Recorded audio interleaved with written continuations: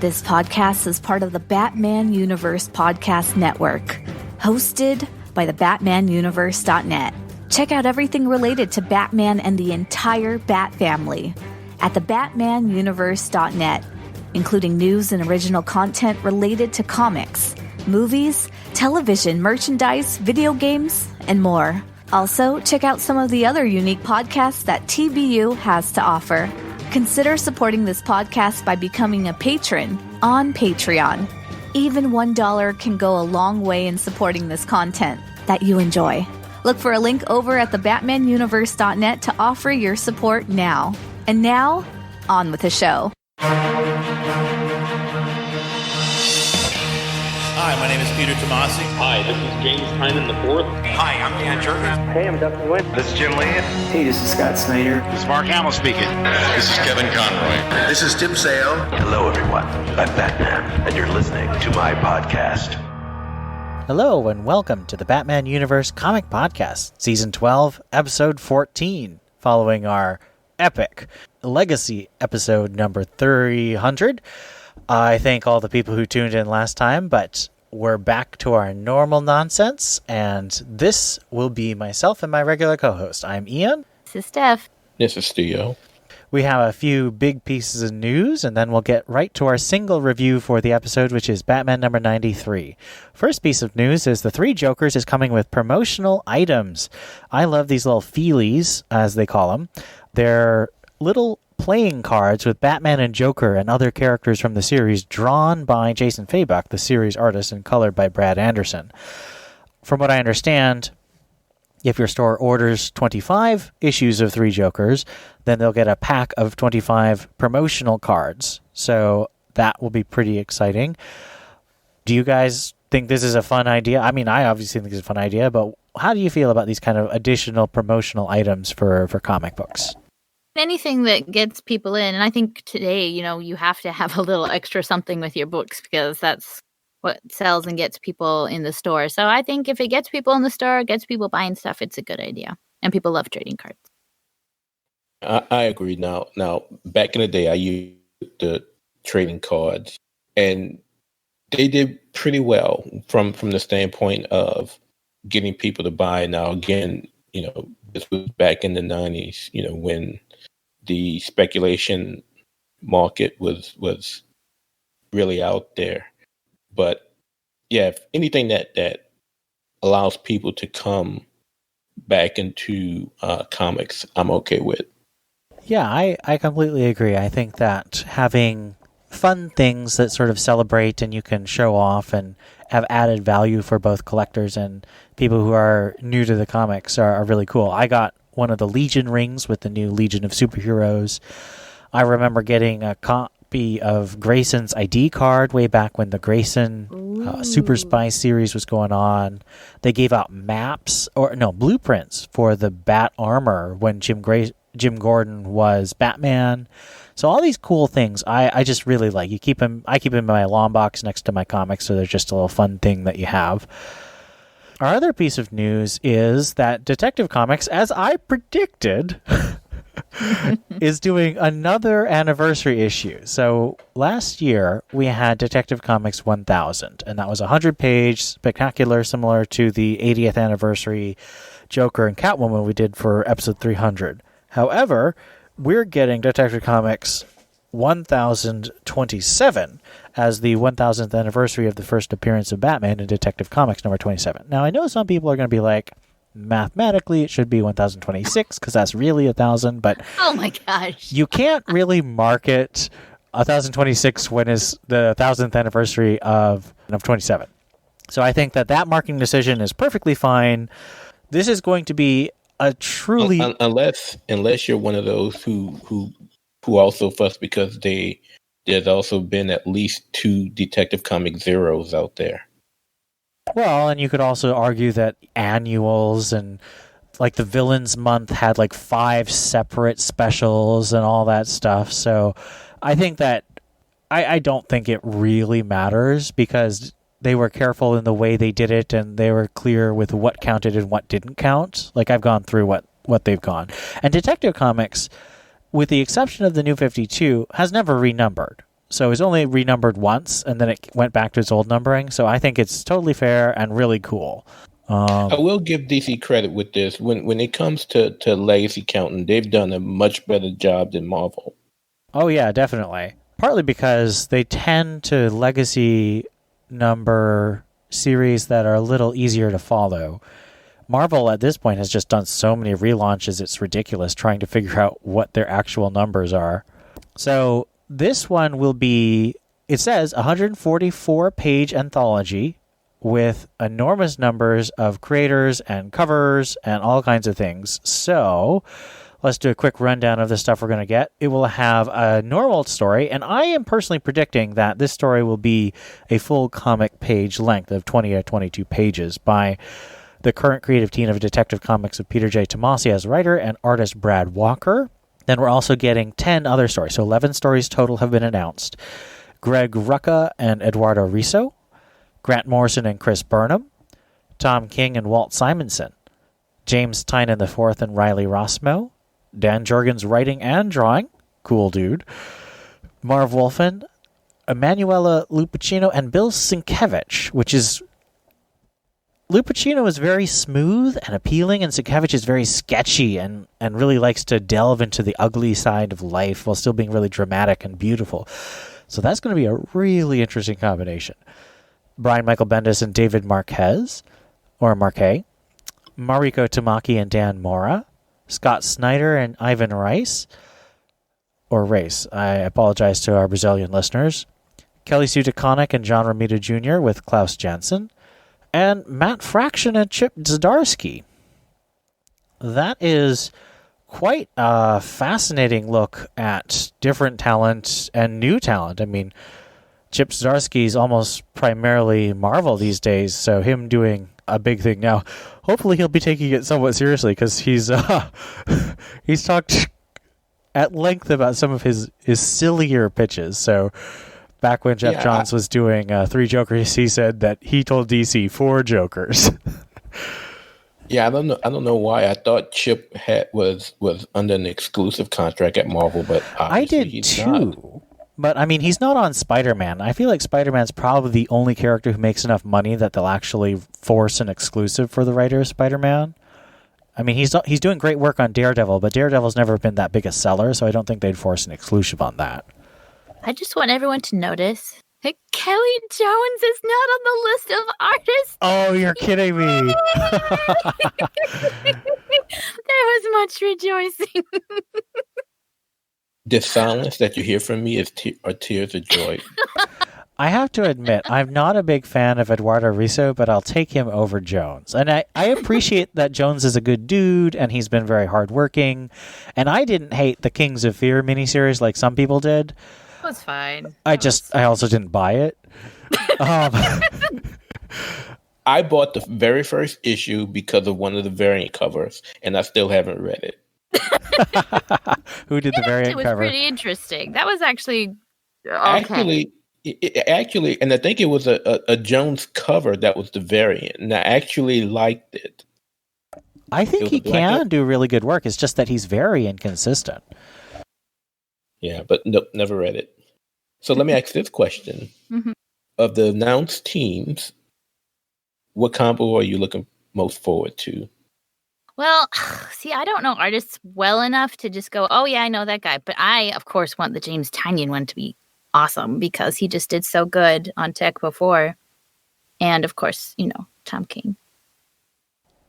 I mean, there's so many teams that I am excited about. Greg Rucka back on Batman. Even if I don't particularly like Eduardo Riso, I actually did check out his previous collaboration with Riso on Spider-Man, which is a really good, very crime story about Kingpin. And then Morrison and Burnham sounds like might be a throwback to Batman Inc., because that was the classic team for Batman Inc. Tom King, of course, and the fact that I know he's mentioned that he's wanted to work with Walt Simonson so badly, so getting the chance to do it on this kind of anniversary has to be so cool for him. And everyone knows I'm a big James Tynion fan. And I like Riley Rossmo. I know some people think he's a little too weird, but I think he does really exciting stuff. And he and Tynion did The Batman Who Laughs one-shot back in Dark Knight's Metal. And that was actually one of the better one-shots, even though I don't like the character. Dan Jurgens, of course, his art's going to be great. And, I mean, I can't think of a team where one or the other of the writer-artist combination doesn't make me excited, and most of them it's both. What about you, Theo? Well, I'm kind of interested, and that's only because I've read a few issues of what he's done with Jimmy Olsen, and I actually just picked up his Adventure Man from Image. So I want to see how Matt Faction does with his story, and it's gonna. I've read a lot of Chip Zdarsky, but I haven't seen much of his art, even though I guess it's out there. So I kind of like to see how that will go. And I'm hoping with JT's story that he could. I mean, I don't know how long or how many pages it's going to be, but I hope it's in a way he could tell. You know, he's always said that he had more that he wanted to do with tech, and I hope that he's able to, do one last tale with the team that was there before he ended the series. And I'm kind of interested in seeing what Kelly Sue DeConnick can do. I know she's jumping off of Aquaman and going to do her own thing, but I like to see. It's good to see some new blood. Yeah, I think even though they're friends of Brian Michael Bendis, but I think Kelly Sue could do an interesting thing with something like Detective or maybe a Gotham Knights.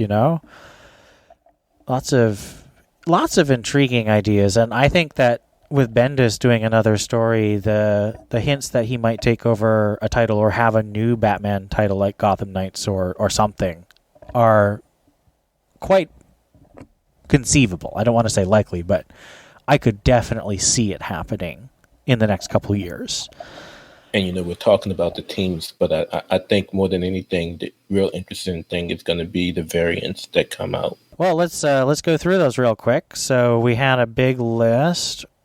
The normal covers a 2-page wraparound spread by Andy Kubert. So he's the classic Batman artist with Grant Morrison in Batman and Son, and he does a pretty cool looking spread with Batman, Alfred, Robin, the classic picture of Bruce and his parents, and a bat. So good solid stuff. We have a Batman and the Joker variant by Mark Silvestri, Batman and Catwoman variant by Adam Hughes, Batman and Scarecrow cover by Gabriel Dell'Otto, Batman and Harley Quinn by Oliver Coipel, Batman and Bane cover by Jim Chung. Oh man, that'll be great. Batman and Superman variant cover, Batman and Robin variant cover by Jim Lee, Batman and Batwoman variant cover by Art Germ, Batman and Batgirl variant cover by J. Scott Gamble, and a Batman and Nightwing variant by Lee Bermejo. So of those main cover plus all the variants they've announced, plus I'm sure they're going to do a bunch of store exclusives, which ones... Now, we've only seen the main cover, so which ones by creative team and subject are you interested in? Oh, I don't know. One thing I've learned is don't judge a cover by its team, because everyone can surprise you, and your favorite could end up being something you never expected. But if past is anything to be based on, probably the Jim Lee cover. Yeah, I'm kind of leaning that way as well, only because again, I'm praying that the Batman and Robin is Damian, and he deserves it. I would also be interested to see the Batman and Catwoman by Adam Hughes. I'm particularly interested in the Batman and Batwoman one by Art Germ. I'm a big Art Germ fan ever since he did those great covers for Stephanie Brown's Batgirl run. But he's also done a lot of great stuff for Supergirl, and his covers for Detective Comics 1000 weren't the best, but I liked his cover for Action with Batman and Superman. So that would be really cool to have sort of a Batman and Batwoman next to Superman and Supergirl, sort of a parallel of those two. Similar to what Patrick Gleason did with the Bat family and the Super family, sort of looking in opposite directions. That was a really cool pair of covers. And I'm certain there'll be a ton of store exclusives as well. Absolutely. I mean, there was a bunch for the Joker, so I can't imagine that Detective Comics 1027 wouldn't also get a bunch. So, let's move on to our review.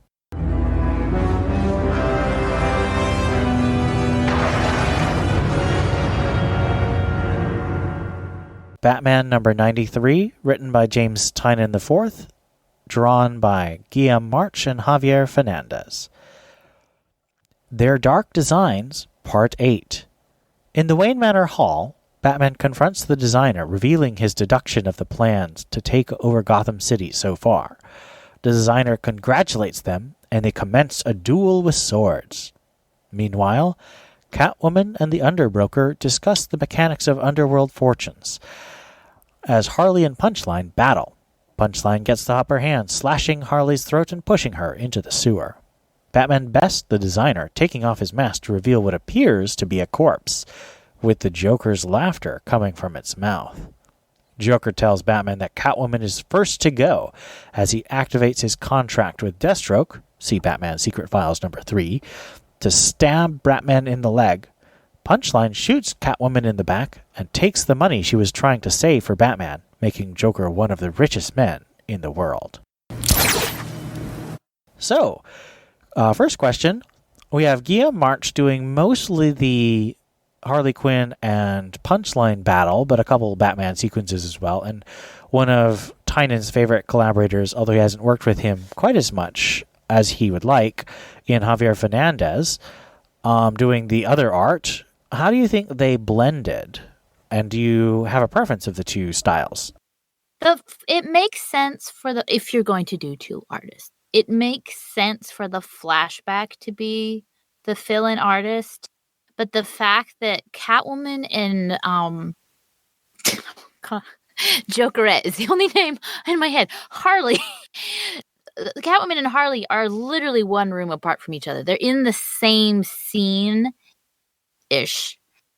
For them to have two completely different artists, that really did throw me off, and I didn't like that as much because the art is so different. Neither is bad. I probably prefer Guillaume March over the other one because the other one just isn't as detailed. Seems to be just a little more streamlined. And That's a good way of describing it. That was the only thing that I had a problem with it. Huh?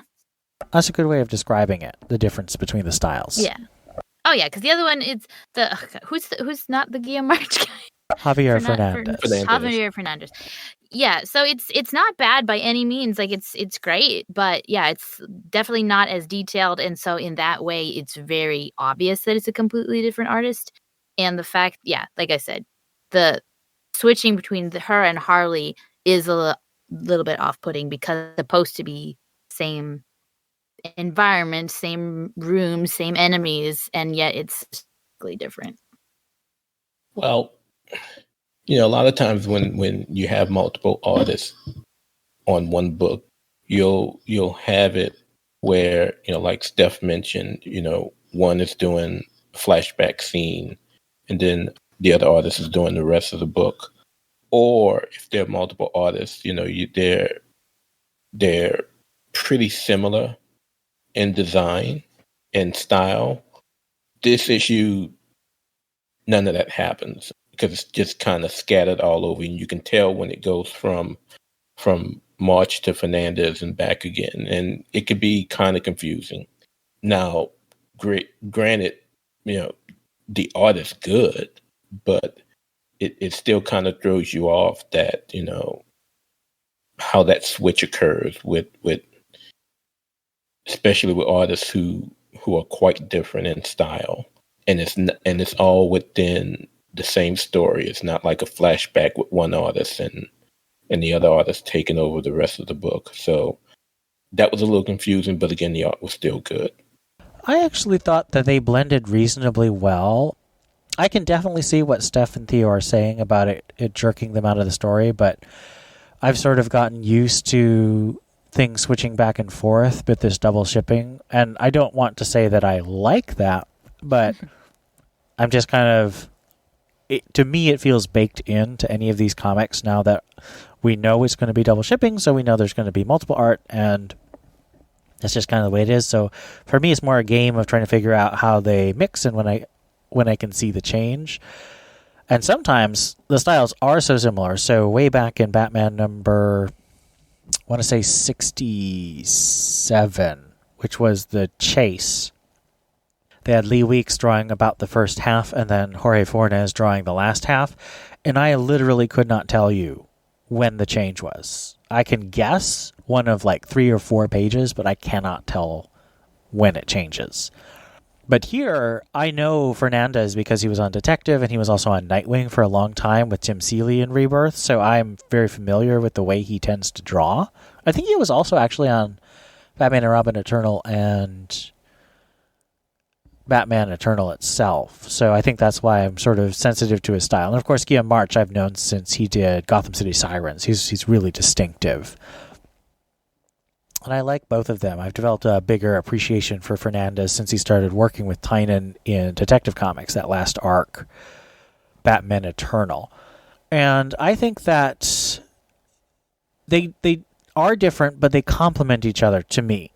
Maybe because I know they're both Spanish or Hispanic style artists. There's a fluidity of line and creativity where it's not supposed to be fully realistic. It is 100% accurate to say that Guillaume March really works with those details and the cross-hatching, and there's just a lot of ink on the page, whereas Fernandez has a much more streamlined space. He likes to use a lot of washes and effects like Zipatone, where it's like a speckled pattern rather than a lot of really fine lines trying to make a dark space.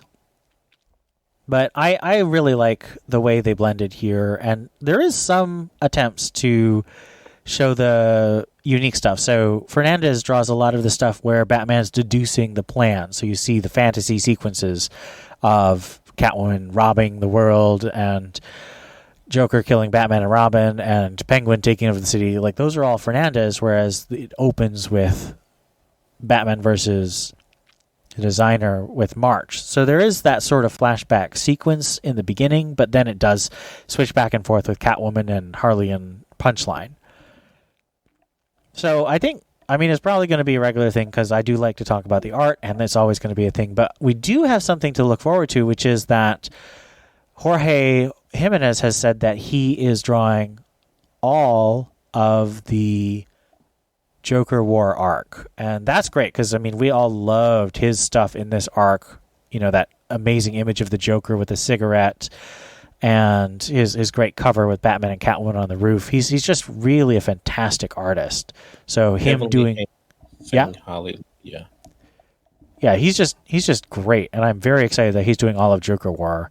And I think there might be some epilogues or maybe some backup stories that'll be different artists. But the fact that he's doing the main story is very exciting news. Next question, we have our gadget of the week, which is Batman's extending katana. What do you think of our gadget of the week? Oh. I didn't notice.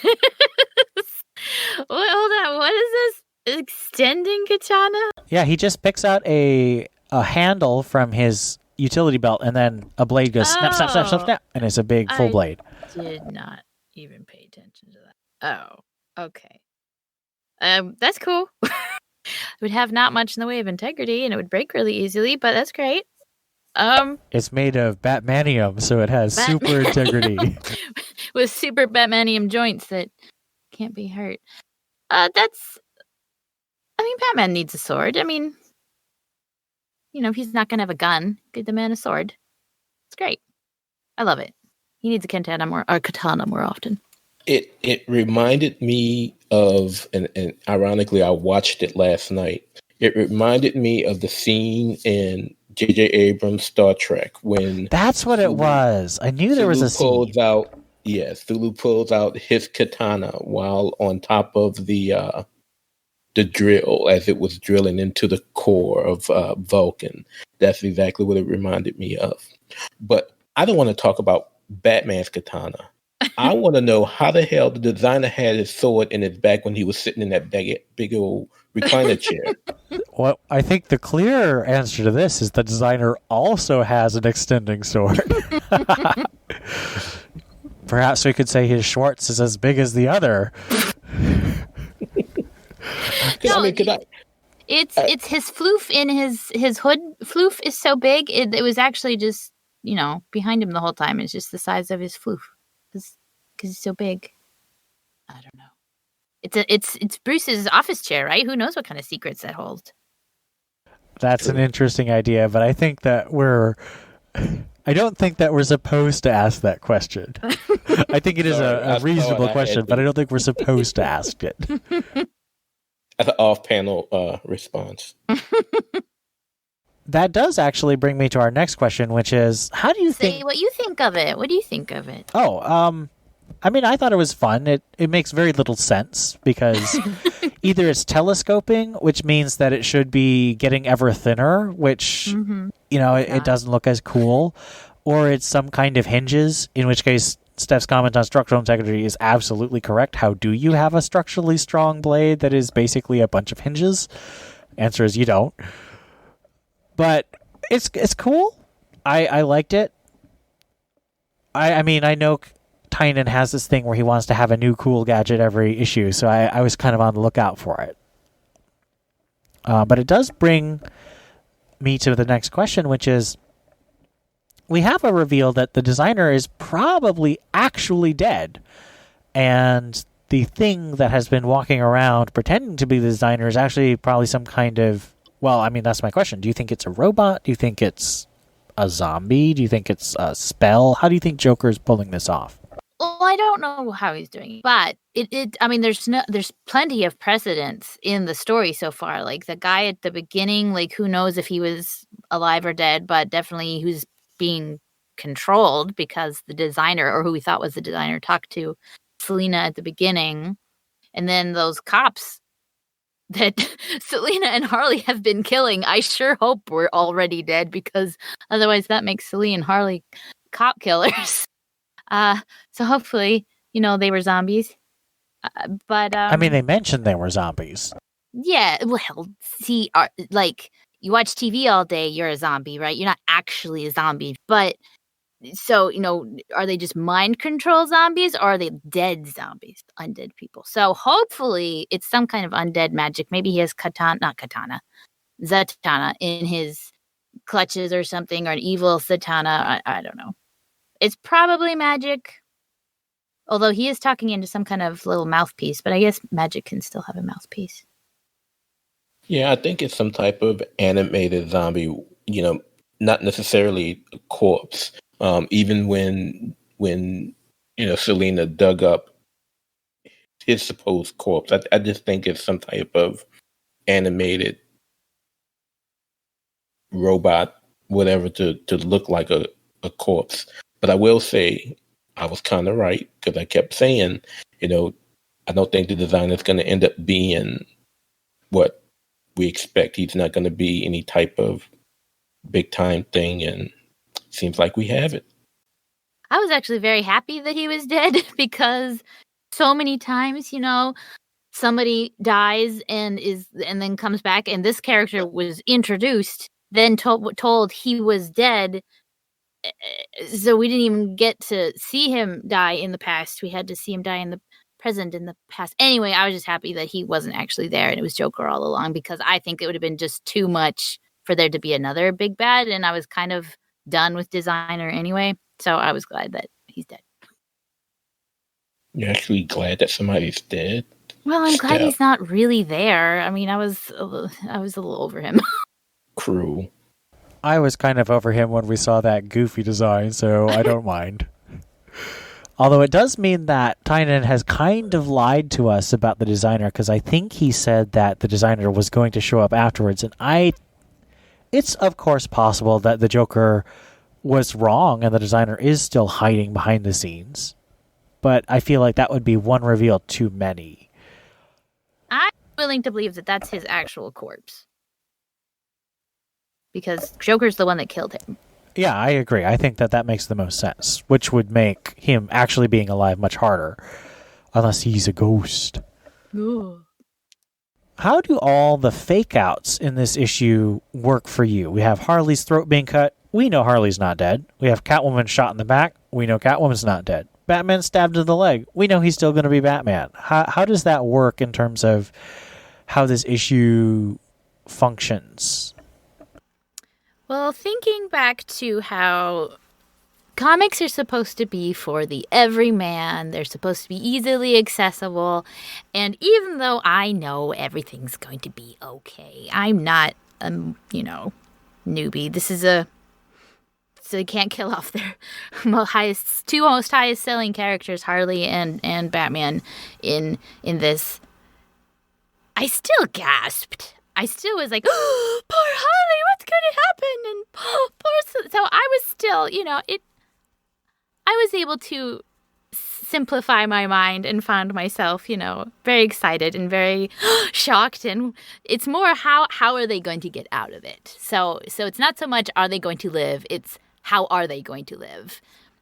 How could they have possibly known what was going to happen? So hopefully I'm excited to see just how they're going to survive. And how Batman knew all along that was going to happen. So the way I see it, Selina was shot with some type of tranquilizer. Not really a bullet. Harley's neck was cut, but not the jugular, so she's not bleeding out. And yeah, Bruce got the leg in his artery, so he's gonna leave it there for a while.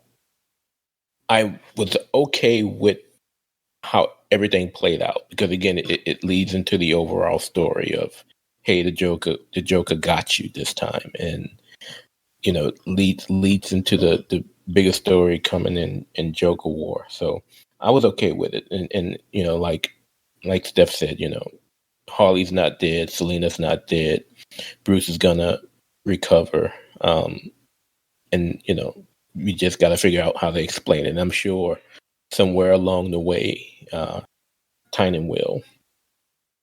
I was a little frustrated. I really liked last issue. I thought it was very exciting and moved stuff along and stuff happened. This one, the only thing that really happens is it's revealed that Joker is actually behind it all. And that didn't really interest me in the same way that Batman versus the Riddler and Harley meeting Punchline for the first time did. So, I mean, just for that, there was 2 main events in the last one, whereas this one was just 1 main event. Because I don't count all these fake outs as events, because we know they're just cliffhangers to be resolved in the next issue. It doesn't change the ongoing story the same way that the first meeting of a character is. Do you think you feel that way because of your overall feelings about Joker? That's a good question. I mean, my feelings about Joker, as negative as they are still more engaged than my feelings about the designer. I do not care about the designer. So, although, I mean, the things I mentioned were about Riddler and Harley. So I guess you could say that the events being about characters I find more interesting than Joker still push me towards just not liking this issue because it's all about the Joker. That's a good point. I found myself enjoying it because there was the mystery at the beginning of the arc where it was, well, what did Joker talk about? What was going on? What was the designer's plan? So the fact that Batman had figured it all out, I mean, it's not the world's most amazing thing ever, but it was a mystery that was set up early on in the arc that was finally revealed, and how the Joker kind of shocked the designer. And so I don't know. I think that earlier mystery was satisfactorily answered. And even though, you're right, it's not the best issue in the run so far, I think it did more than just do one thing. And I liked it. But here's the question. I mean, do we know what the Joker's actual plan was? Because Joker killing Batman and Robin was the designer's plan. Because remember, sure. Joker didn't want to kill Batman. So I wonder what his actual plan was. That brings us to the next question, which is this. I mean, I asked this not last episode, but the last episode that we talked about Batman number 92. This more and more just really seems like the Joker War prelude. Like Road to No Man's Land. This is Road to Joker's War. So does that change how you look at the first 7 issues? And also, does it really need to be a 9-issue arc? Do you think maybe we could have had a 5-issue arc and then a 4-issue arc or something? Well, and I kind of mentioned it the last time as well when we brought up the idea of all of this being a prelude, and that I hope it's just not so long. So if we got this entire 7-9 issues in Batman, but then we also have what's going on in Nightwing, and then we also have what's going on in Batgirl, and they all going to play a role leading up into Joker War. So we're going to have upwards of 13, 15 issues of Joker's plot and taking over everything. It's just, that's a lot, in my opinion. I kind of agree. I kind of wish that Tynion had taken a bit more time to tell some smaller stories with the villains and maybe made it connected but not all one night. I mean, that's part of the other thing is I think the pacing of this is really off. It's 8 issues in a 9-issue arc and it's all on one night. And that seems excessive to me. I don't know. Maybe I'm wrong. How do you feel about the pacing for this arc? And let's not forget what's going on in Detective, because we got that going on as well. And when does that take place in relation to what's going on in Batman? I mean, that clearly has to connect somehow, but it really depends on how this arc, if it goes directly into Joker War, or if there's going to be a little breather between 94 and 95. I mean, we'll have to wait and see, but there's still a lot to be said before Joker War officially starts. If it goes right into Joker War after 94, I'm going to have some serious problems because Catwoman, unless she is just shot by a tranquilizer, is going to have a bullet wound. Batman's going to have a major thigh wound with a stab by Deathstroke, who's not exactly... That's not a flesh wound, let's say, because Deathstroke is a master assassin. He's not going to hit you in an easily healable spot. Unless he did hit him in an easily healable spot. Bum, bum, bum. But didn't he tell him that where I stabbed you, you pull it out, you bleed out, and Luke, I'm about to say Luke, Lucius needed to get somebody here quick, fast, in a hurry. So yeah, I agree with Ian. There needs to be some type of space in between to answer those questions. What is happening in tech? For the life of me, can't remember. Harvey's being controlled by Joker to lead a cult. Oh, puke. You're right. Okay. I mostly okay remember because I'm tired of the cult storylines. I'm okay with it all being one night just because everything else doesn't make sense. So it all being on one night kind of gives everything else a chance to catch up, quote unquote. Well, and to be fair, there are at least 2 issues that are largely flashback. So I guess it's unfair to say everything's happening in one night because you do have a bunch of extra time. It just, all the one night stuff feels like we could have maybe compressed a bit of that and spread out the action over a couple more days. And wait, so what about the fight in Secret Files? I guess that didn't happen. The one between Batman and Deathstroke? Yeah, that's going to have to happen right before it says to be continued in 95.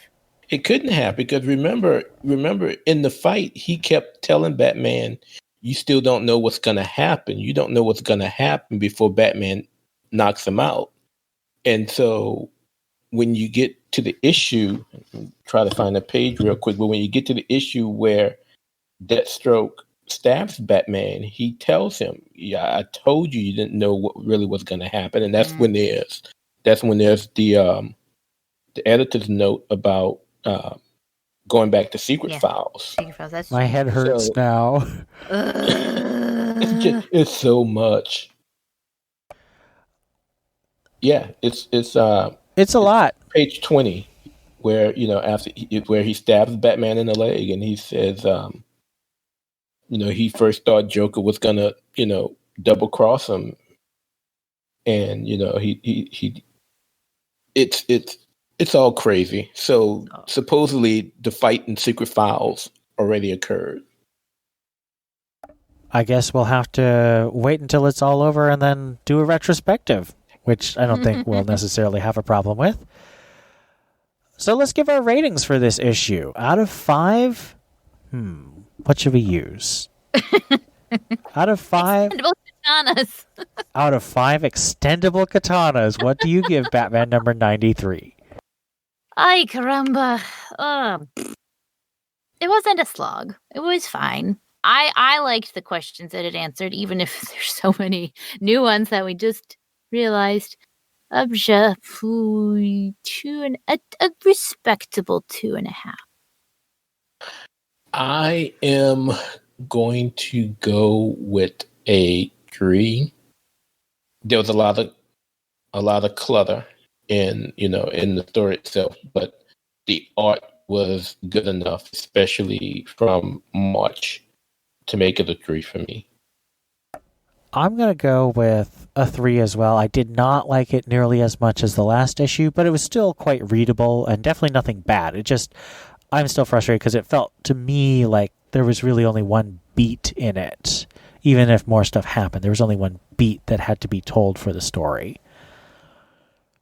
And that gives us a total rating of 3 out of 5 extendable katanas. Our bonus content, we don't have a bonus issue, we're just going to do bonus content this time, is the Joker War Checklist, which is posted over at CBR and various places. James Tynion also included this in his newsletter. The main story is going to be Batman number 95 to 100. That's 6 issues, all written by James Tynion IV and drawn by Jorge Jimenez, with I think some codas and so forth, but the main story should be all drawn by Jorge Jimenez. Very exciting, by the way. Tie-ins, you have Nightwing number 70 to 75, Detective Comics 1022 to 1026, Batgirl 47 to 50, Harley Quinn number 75, Catwoman 25 and 26, Red Hood Outlaw 48, and Batman the Joker Warzone, my favorite extended little spin-off, because it has my favorite character in it. Of these tie-ins, which ones do you think will be most interesting? We'll probably be doing references to them throughout the cast, but we won't do direct coverage of most of them. Well, the Nightwing one has started, right? And I've read a couple of those, and, not interesting. Yeah, Nightwing being controlled by Joker after being controlled by the Court of Owls for so long is just a little frustrating. The exact same way. Literally the exact same way. I mean, a little spoiler. Joker steals whatever crystal the doctors were using to control him, and now he's implanting a third life story into Dick's head. It's I skimmed it. I was so bored. Have any of the others started? That's the only one that I know has started. I that we could think see and actually look Detective Comics might have started. I mean, technically knowing that Joker's behind Harvey's cult is kind of a start. Yeah, that's true. The last issue I reviewed, I guess, it was 1022, so I guess that's the start. Batgirl has not started yet. I'm intrigued because we have the hint that Cassandra Cain might be becoming Batgirl again. Ooh. And what happens to Batgirl herself seems to be pretty serious. All the covers are her in, very distressed sort of situations, which I don't know how I feel about that. I'm frustrated personally with the current run of Batgirl and have been for a decade. But I will be very curious to see how they wrap it up. It's quite possible that they cancel or end Batgirl at 50 and then relaunch it with a new something. Well, I mean, there's so much that could be happening right now. I don't want to predict too much because I know some people are like, oh, yes, Cassandra's going to be Batgirl again way back when because Barbara's chip was going to malfunction. And I was just like, that's not going to happen. But now it does seem like it might happen. So we'll have to wait and see. Harley Quinn, of course, is good. What? The book was actually good when her chip was all winky. I know, right? Oh, what's going to happen? It's so interesting. And then nothing. Harley Quinn, of course, is just going to be a battle between Punchline and Joker and Harley again, which is kind of weird since they already just finished their first battle, so I guess they're going to have another one. And that title isn't necessarily canon in the first place. It's kind of... I was going to say, between Catwoman and Harley, that might be a tie for me for interesting, because they are literally have nothing to do with the current timeline or canon. How in the world are they going to be tie-ins if they're not even ins in the first place? I really hope the new Catwoman team brings it together, because I am tired of Catwoman they get into not being in alternate Gotham. reality machine and come to our reality where everything makes sense. Well, I mean, for Catwoman, we already know she's going to be back in Gotham by 25, because at the end of Ram V's story in the special, she's back in Gotham. But there's still just... She's supposed to be in Gotham already. Yeah, there's just so... I mean, nothing about how she got to the mountaintop and find Bruce. Nothing about her role in City of Bane other than what we've seen in Batman. It's just... so many plot holes. I mean, as far as the tie-ins, I mean, most of these books I'm reading and they're on my pull anyway. But I really don't want to have to get Harley Quinn. I really don't want to have to get Red Hood, because it doesn't seem like, the only reason why I was interested in Red Hood was to see if he and Artemis was going to get back together, and they don't seem to be playing with that right now. So I don't want to pick it up. I mean, but it looks like they're finally doing an event where the tie-ins matter. Because, in the past, you used to say, oh, well, you don't need to worry about the tie-ins. But it almost seems like these tie-ins will matter. But I think Batgirl and Nightwing and Detective will definitely matter. I have no idea about the other ones. And, of course, the Joker Warzone matters because it's backstories of other characters. But, I mean, I think we all know that Nightwing is coming back as Nightwing, not under anyone's control, in 75, which is cool, but it's also really frustrating that it went from Nightwing number 50 to 75. That's 2 years without Nightwing really being Nightwing. I'm just not pleased with that. And Batgirl, I hope, is good, because there's plenty of potential there, but I don't trust this creative team at all after their first 2 arcs, which were just dreadful. So we'll have to wait and see, but there's a lot of stuff. I mean, I'm not going in saying, oh, it's going to suck. I'm just saying these things have been frustrating. I'm hoping this is a turning point where they're enjoyable again. And Nightwing has been enjoyable. It just has been still frustrating. So I haven't read Batgirl since early Rebirth, when she went on her adventures. Is she back in Burnside again? Not really. She moved back to Gotham in 25 or 26 when Margaret Scott took over, and that was about a year, so about 10 to 12 issues. And I'm pretty sure she's still in Gotham now with Castellucci's run. Yeah, I need to catch up. I mean, from what you're saying, it doesn't seem worth it. It's not really worth it. You could just listen to Batgirl's Oracle and listen to Stella's agony as she goes through them. But, I mean, I obviously have been reading them because I was doing reviews, so it's not the worst thing in the world, but it is just inferior Batgirl stuff. Even the early Rebirth stuff, which I'm not a huge fan, had more energy than this stuff does ever since Scott left. So that's kind of the state of the Bat family, and we're hoping that JT can turn it around. Sorry to interrupt, Master Bruce. Ringing your phone now. This needs my attention. All right. We finally have some listener feedback from episode 300. Steph, would you do the honors and read our comments? So DC Now came on Twitter and said, 3 hours, my kind of podcast. And he followed that up with, okay, gang, it was great to hear the shipper segment. I'm amazed that I agree with everything you say. Great minds and all that jazz.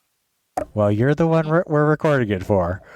Yeah. And then he followed it up with on the website, which is where you can leave comments for now. I think Dustin is planning on discontinuing that at some point, but it is not this day. And there he says, absolutely loved this episode. It was so good to hear the old gang again. I was a big fan of Dustin, Ed, and Stella's show, but have grown to love the new hosts. And I enjoy the new direction of the program. Looking forward to all things coming down the line. I'm not crying. You're crying. You're crying. I am very grateful for that comment. I was extremely honored and thrilled that we were able to get Dustin, Ed, and Stella, because they are the ones that I remember listening to for so many years. I did remember that we had previous hosts, Donovan Morgan Grant, of course, one of our great writers on the site and a frequent co-host with Stella on Batgirl to Oracle. He did a good stint of co-hosting the Batman Universe Comic Podcast way back in the beginning, like 2010, 2011. But for me, just because of my experience, so much of it was Dustin, Ed, and Stella and their rapport, and they each brought such good things to our segments. Dustin with the history, and Ed with his love of Snyder, and Stella, of course, with the shipping. So I was very pleased that we were able to tailor that, and we'll definitely try and get him again. I don't know what occasion we'll try and do that, but stay tuned. We will not just be the Steph, Theo, and Ian show all the time. We're definitely going to mix things up sometimes. But we are your main co-hosts, and we like each other, so we hope you like us too. And you can leave comments on our Discord or on Twitter at the Batman Universe, or straight on the website. You can leave comments on the most recent episodes. That's where we'll see them. And we'd just love to hear comments, good or bad. Absolutely. And thank you very much for leaving it DC Now. Absolutely.